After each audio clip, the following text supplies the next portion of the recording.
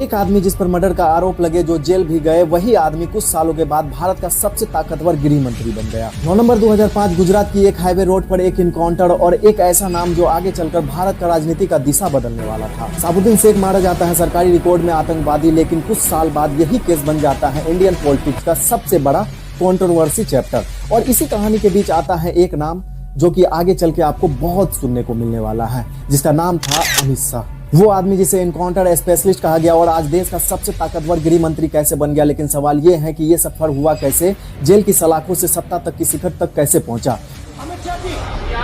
सुनो ना, दो बड़े बोलते हैं तब बीच में नहीं बोलते। आपकी मुंशफी से संसद नहीं चलेगी।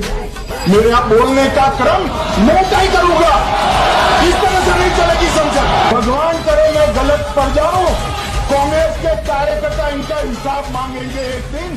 कांग्रेस के इस कहानी में आगे बढ़ने से पहले अगर चैनल पे पहली बार आए हैं तो चैनल को सब्सक्राइब करें और वीडियो को लाइक जरूर करें और कमेंट में बताएं कि इस वीडियो में क्या कमी थी। हम अगले वीडियो में जरूर इसको पूरा करने का कोशिश करेंगे। 5 अक्टूबर 1964 मुंबई की एक गुजरात फैमिली में जन्म लेते हैं अमित शाह। पिता अनिल चंद्र शाह गुजरात के बड़े पीवीसी इंडस्ट्रियलिस्ट, मतलब पावर, पैसा, नेटवर्किंग, तीनों चीज उन्होंने बचपन से ही देखी थी। अमित शाह की पढ़ाई मेहसाना से शुरू होती है, फिर अहमदाबाद में बायोकेमिस्ट्री से ग्रेजुएशन किया। लेकिन अमित शाह का दिल था पावर स्ट्रक्चर में। 1978 देश बदल रहा था, राजनीति की जमीन सीख रही थी और उसी वक्त सिर्फ 14 साल का एक लड़का आरएसएस की छोटी सी शाखा में कदम रखता है। कोई कैमरा नहीं, कोई तालियां नहीं, बस सुबह की प्रार्थना, अनुशासन और एक सख्त दिनचर्या बिताता था। लेकिन यही असल कहानी शुरू होती है। यही वो सीखता है डिसिप्लिन, मतलब अपने मन को कंट्रोल करना, ऑर्गेनाइजेशन मतलब लोगों से जोड़ना, सिस्टम बनाना और सबसे जरूरी बात लॉन्ग टाइम प्लानिंग करना, मतलब आज से नहीं सीधे आने वाले 20 से 30 सालों के बारे में सोचना। यही अमित शाह को सबसे ज्यादा स्ट्रॉन्ग बनाता है। 1982 देश बदल रहा था, राजनीति की धड़कन तेज हो रही थी और उसी वक्त अहमदाबाद में मुलाकात होता है संघ के अनुभवी प्रचारक, संघर्ष से निकला हुआ नाम नरेंद्र मोदी से।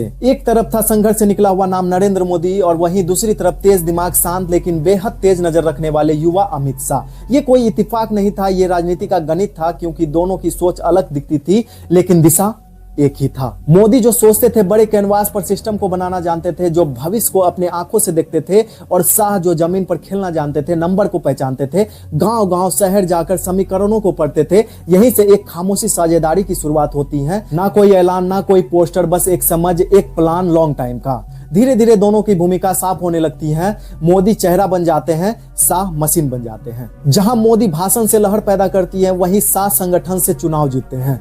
और यही फर्क है, इन दोनों को बाकियों से अलग बनाते हैं।